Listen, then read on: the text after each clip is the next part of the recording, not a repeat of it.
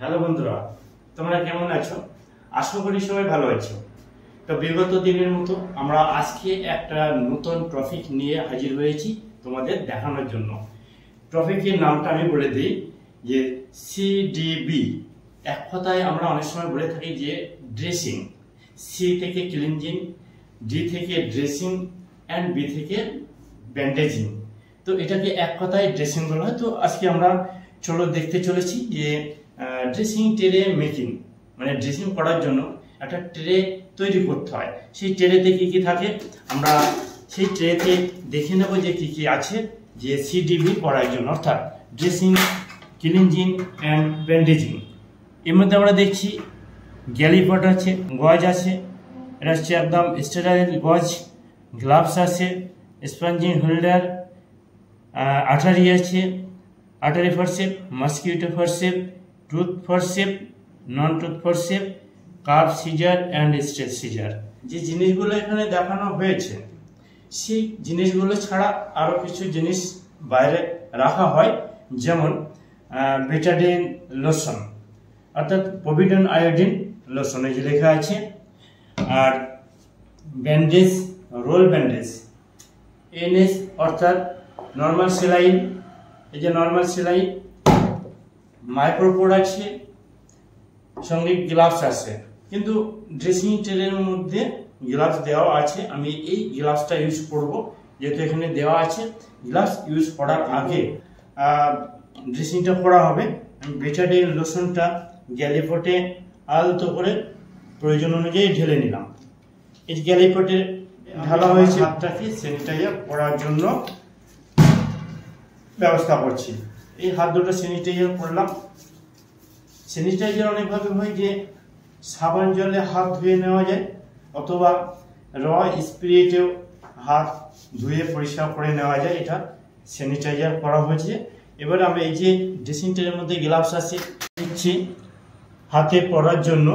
গ্লাভসটা নিয়ে এটা রোল করা আছে, খুললাম, খুলে দেখবোটা কোন হাতে।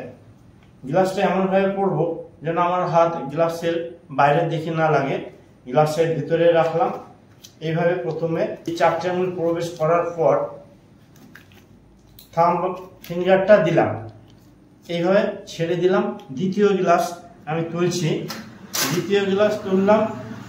এই গ্লাভসের বাইরের দিকে আমি বাইরের দিকে হাত ধরলাম এবং বাম হাতের আঙুল চারটে গ্লাভসের মধ্যে প্রবেশ করছি, কিন্তু বাইরের দিকে ডান হাত দিয়ে আমি বাইরের দিকে ধরছি যাতে আনস্ট্রাইল না হয়। এই বৃদ্ধ আঙুলটা বা থাম ফিঙ্গারটা ঢোকালাম গ্লাভসে, যে বাইরের দিকে ধরে টেনে দিলাম, এবং এই হাতে অবশিষ্ট যে পরা বাকি ছিল এই বাম হাতের সাহায্যে বাইরের দিকে ধরে টেনে দিলাম। আমার এই গ্লাভস পরা কমপ্লিট হলো। আমরা ওই পেশেন্টের কীভাবে ড্রেসিং করব বা কীভাবে সিডিবি করব আমরা সেটাই দেখাতে চলেছি, তোমরা দেখতে থাকো। তো আমরা কাটা জায়গা পরিষ্কার করব কিভাবে, চলে আসি এখানে।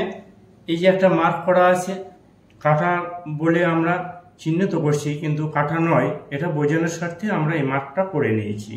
তো সেই ক্ষেত্রে মার্কটার এই যে কাটা জায়গাটা প্রথমে পরিষ্কার করতে হলে একটা গজ পিস নিলাম, গজ পিসটা আঠারির সাহায্যে আটকে নিলাম, এটা আঠারি ফরসেপ, এটার সাহায্যে আটকে নিলাম, নিয়ে এটা এনএস অথবা নর্মাল সেলাইন দিয়ে আমরা পরিষ্কার করবো। এটা হচ্ছে এনএস আছে, এনএস অথবা এনএস এর পরবর্তী নাম যেটা আমরা জানি নর্মাল সেলাইন। তো এটা দিয়ে আমরা পরিষ্কার করছি হাতটা দিয়ে। এই যে এনএস দিয়ে আঠারি ফরসেপ দিয়ে যে গজ পিস ধরেছিলাম এনএস এর সাহায্যে এবং এই গজ পিসের সাহায্যে পরিষ্কার করছি কাটাটা, ব্যাস, আস্তে আর নয়। এবার এই যে পরিষ্কার করা হলো, কাটাটা পরিষ্কার করা হলো, এই গজ পিসটা আমি ফেলে দিলাম, আঠারিটা এখানে রাখলাম ধরে। এবারে স্পঞ্জিং হোল্ডার নিলাম, এটা হচ্ছে স্পঞ্জিং হোল্ডার।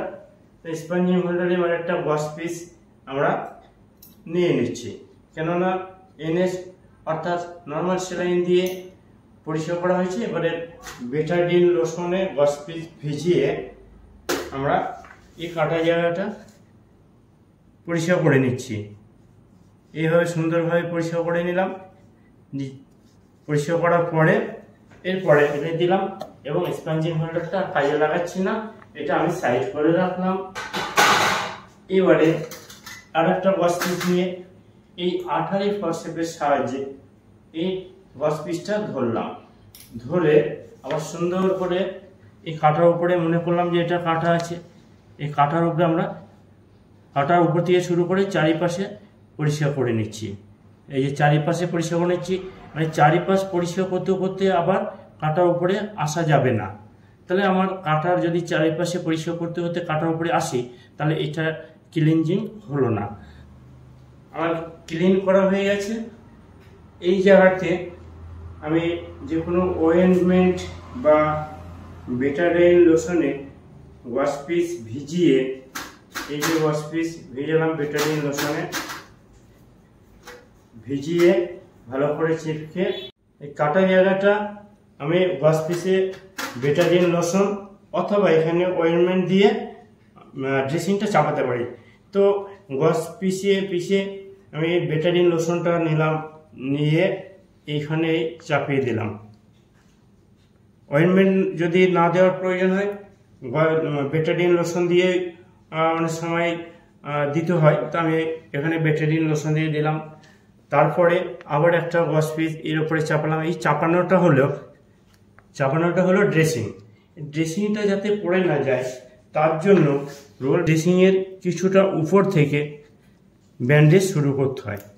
তো ড্রেসিংটা যাতে না পড়ে যায় তার জন্য যে কাপড় দিয়ে বাঁধা হয় সেটাকেই বলা হয় ব্যান্ডেজ। এই যে আমরা ব্যান্ডেজ করছি, যেহেতু মোটা থেকে সরু জায়গায় আমরা আসছি, সেই ক্ষেত্রে ব্যান্ডেজটা কিছু কিছু সময় রিভার্স স্পাইরাল যেমন উল্টো পাক দিয়ে আসতে হয় এই ব্যান্ডেজটা সলিড হওয়ার জন্য। এই যে উল্টো পাক দিয়ে এলাম যাতে সরু থেকে মোটা জায়গা অথবা মোটা থেকে সরু বেস, মোটা বেস থেকে সরু বেসে আসার জন্য ব্যান্ডেজটা সলিডভাবে করার জন্য রিভার্স দিতে হয়, মানে উল্টো পাক দেওয়ার প্রয়োজন হয়।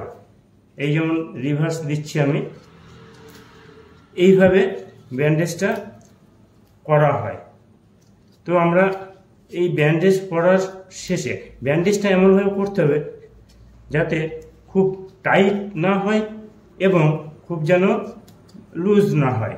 কেননা খুব যদি টাইট হয় বা খুব শক্তভাবে ব্যান্ডেজ করা হয় সেই ক্ষেত্রে শিরা উপশিরার মধ্যে উপরে চাপ পড়ে ব্লাড সার্কুলেশনটা কমে গিয়ে হাতে সমস্যা হতে পারে। যে ব্যান্ডেজ আমার এই পর্যন্ত জড়ানো, আর বেশি প্রয়োজন নেই।